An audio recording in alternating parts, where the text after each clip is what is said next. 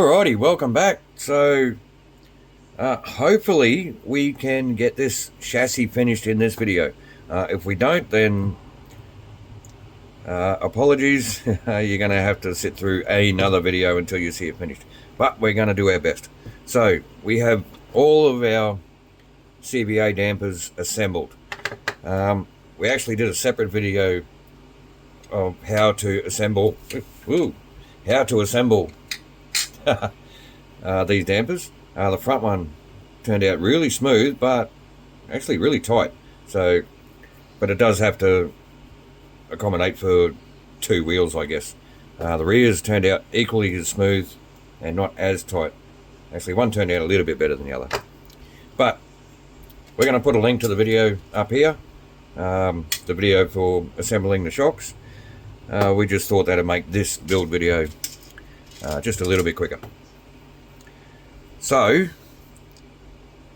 and if you actually noticed, way back in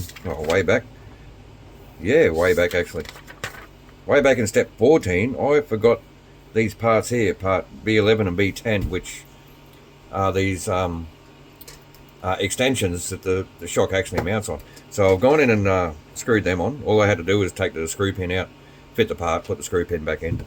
Super simple. So that's fixed. So we are going to mount the front shock, and I've also came in and pre-threaded these holes with an M3 tap. So it should just be a matter of getting our screw, our 3x20 machine screw with a brass spacer. And I'll actually sit that. You can see the clip there has a gap. I'll sit that on the bottom just for a bit of aesthetics. And an M3 washer. And we can just screw that straight into our shock mount. And this will go really easy because we've already pre-tapped the hole. Now time will tell if these screws come loose because they're pre-tapped. If they do, we'll let you know. I don't think there's going to be too much of an issue. They still tighten up just as much as you would as if you didn't come in with a tap and pre-thread them. So the other end of our shock and a washer.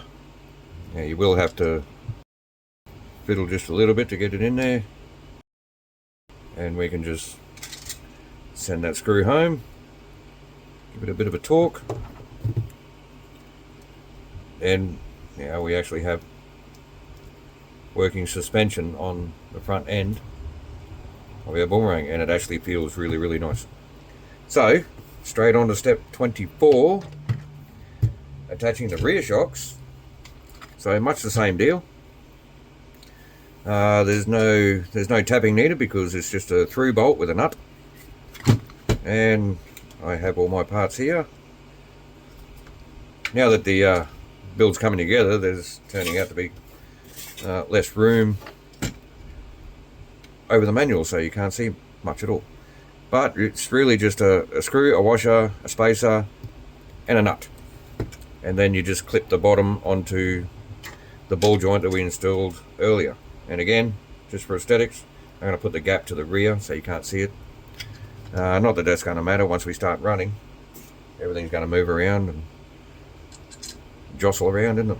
So we'll put our screw through,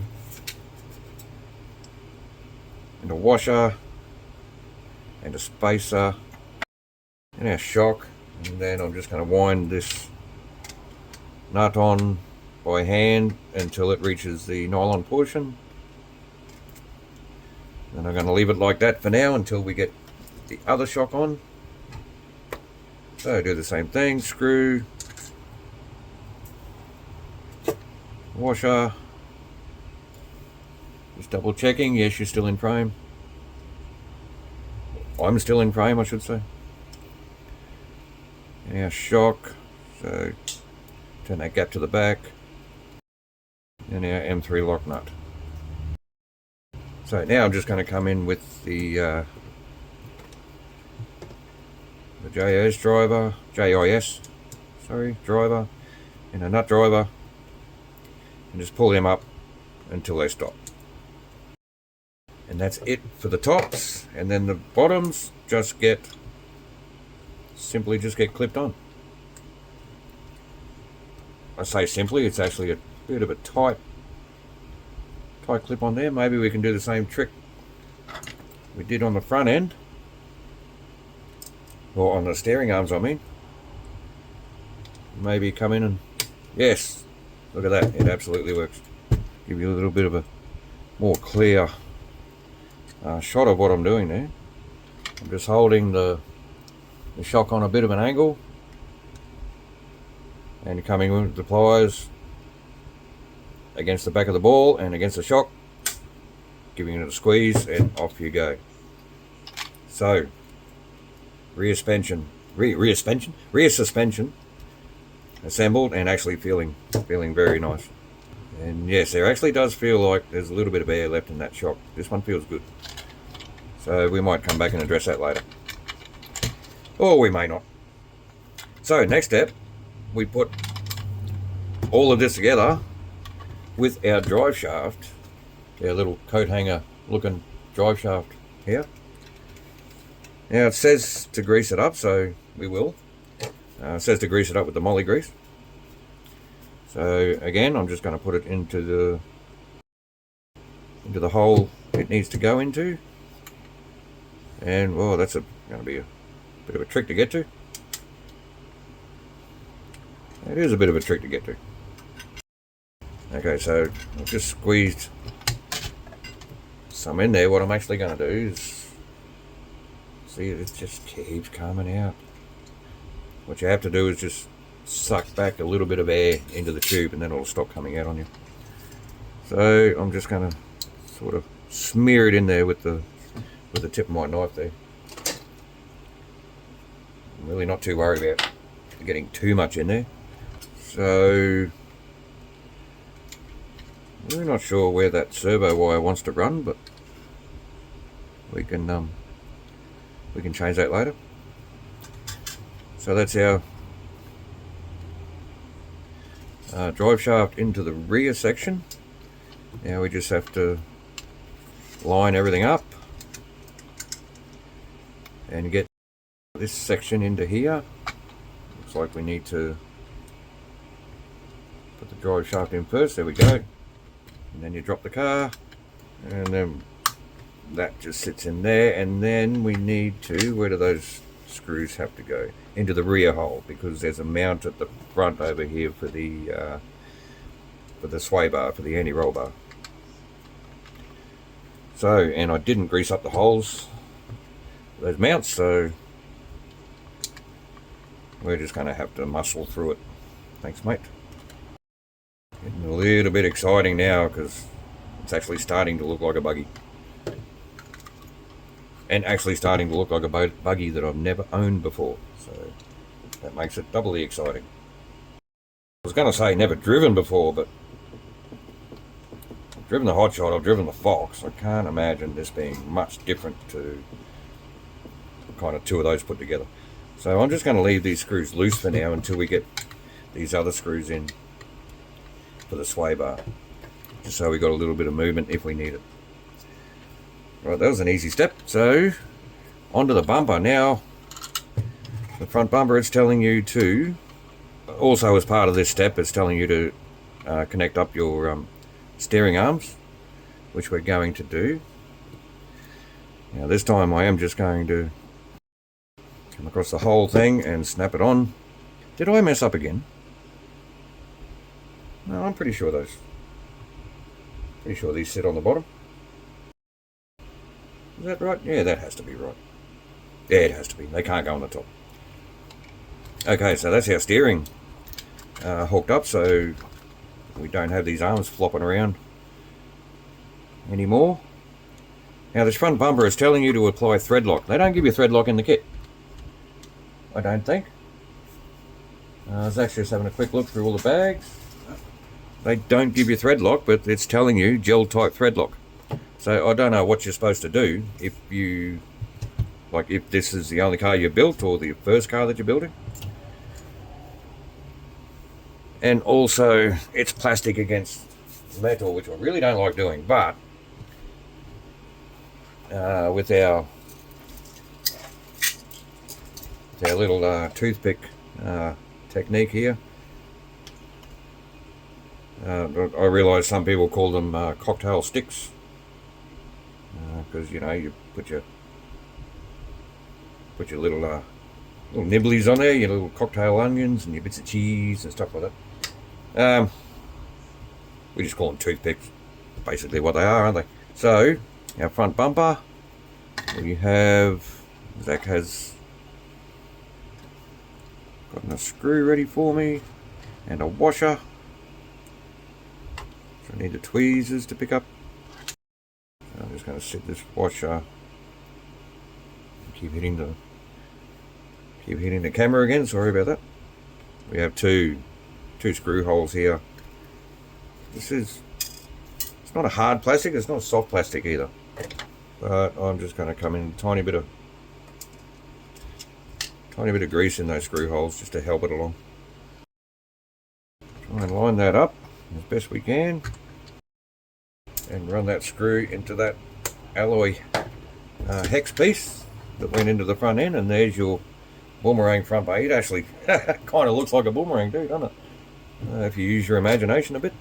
Now there are a couple of stickers that need to go on here. It tells you to put the stickers on after the bumper's assembled or attached. So I guess that's what we're going to do. So step 27. Actually no. One 3x12 which goes into this bumper here, which if we turn the chassis the way the instructions say to, it goes in this side. So we just need to line up this hole, and there's that side screw. So why doesn't it tell you to put both screws in? There has to be a reason. I was telling you to put it in here. Alright, that's different. I guess because you can't really see it on the other side. So, sway bar. This is going to be... is there any reason why we can't put this screw in before the sway bar? I don't think so. So we're going to do that, 3x12. Bring it back into shot. 3x12 to finish off this front bumper mount. Now I'm just going to put this chassis aside for a second, have a quick drink. We're up to 15 minutes already, guys, so we may not finish this chassis in this video. So, sway bar. I think we might get this sway bar fitted and that might be it, and then we're just going to have to do another 1 or 2 videos to finish off this car. So, we have our sway bar and our sway bar mounts, which have to go a particular way. So these kind of just slide on and get forced around that corner like that. They just sit there fussily. Now they give you this bit of tube that you have to trim to 3mm. Wow. And one of them sits way out there in the open, which means it's just going to keep sliding back and forth. So I really don't see the point in that, but it's what it's telling us to do. So far this isn't making sense to me from a mechanical point of view, but let's do it the way the book says. So I'm just going to cut 4 pieces, just using the guide on the book here. So one of these gets pushed on, if you can get it on there. It's a bit of a tight fit. So I'm just going to screw it on, or screw it over the threaded portion and then push it on the rest of the way like that. So we'll do that on both sides. While I'm doing this, Zach's just over there attaching the tyres to the rims. There's really not much excitement going on there. It's really just a matter of pushing the tyre inside the rim. We're not going to glue the tyres just yet. We're going to wait until we run it and see if we actually have to glue them. So, because I really don't like gluing tyres unless I really have to. So we have this ball pivot that needs to go into one of these parts here. Now, does that actually clip in, or does it just sit there? So let's just, and it feels like it wants to clip in there. So, that's why there's no nuts. I was wondering why there was no nuts to secure all of these parts. These balls here are actually tapped out to accept the M2 thread. There you go. So we're just going to wind them on first, and I'm guessing these are tapped out so you can adjust them. Being a smooth ball like that, it's a little hard to steer it onto the actual thread. It's not giving you a distance as to how far you should be screwing them on. So we're going to just come in and clip those links on like that. I don't think there's a top or a bottom. Oh, so they're clipped on, and then it's just telling you to put the other bits of rubber on the threads. Okay, so I think I might know what's going on here. Right, I'm going to have to unclip these blue parts and unscrew this brass ball and just screw that rubber tube so that it's actually still located on the thread. So I'll bring this ball back here. I'm just going to thread the ball on until the rubber tube is still on the thread, and then we can clip our links back on. Actually, while I'm on this side, I'll just thread this, or even just push it on like that, and hopefully that should keep the ball where we need it. Now we still might have to adjust this, I don't know. I have to wait until we get it on the car, which is directly. So we have 2 3x12 screws left over, which will attach the actual. So I'm just going to take the screws out and get rid of this pan, so I've got a little bit more room. Coincidentally, we're up to step 27, and I can see staples in the book, so we're only halfway through the book. I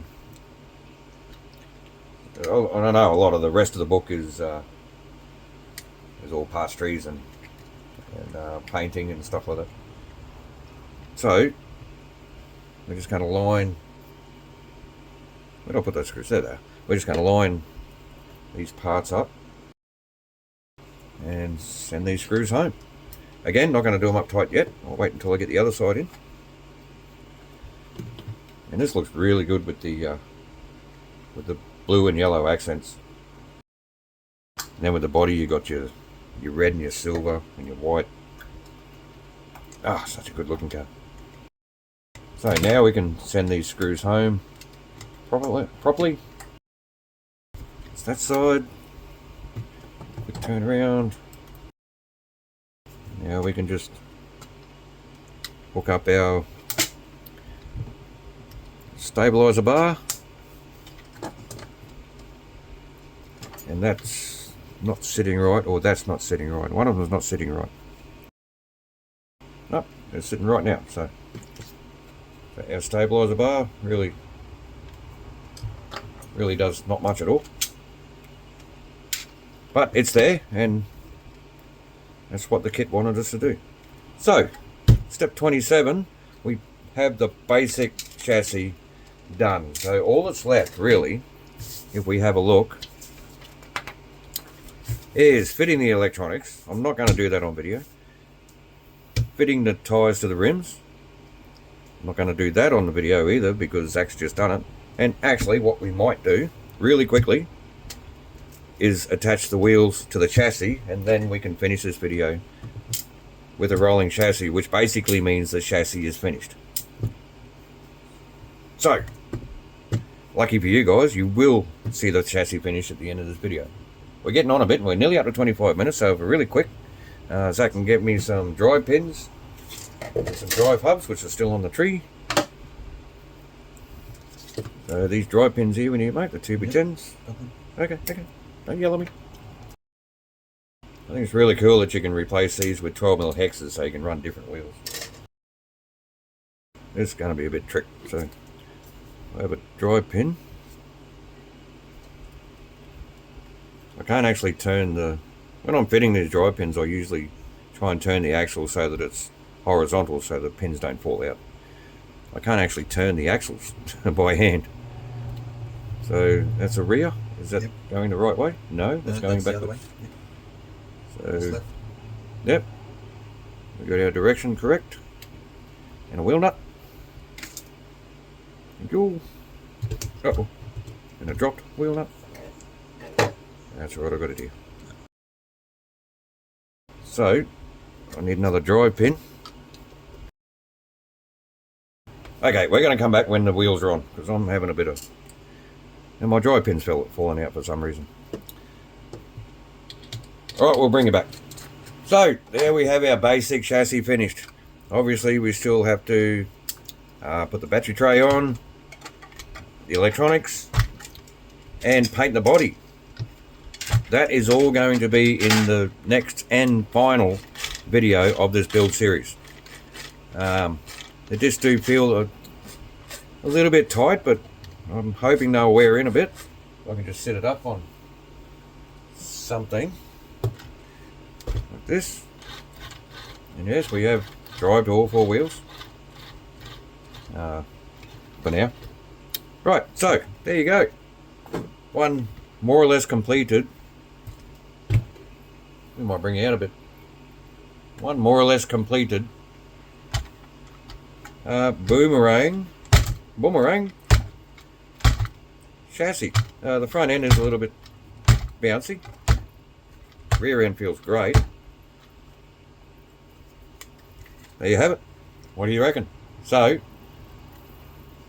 like I said, next video will be the last video, and you'll see it finished and flying around the track. So, thanks for watching. Thanks for your support. Have a great day. We'll see you on the next one.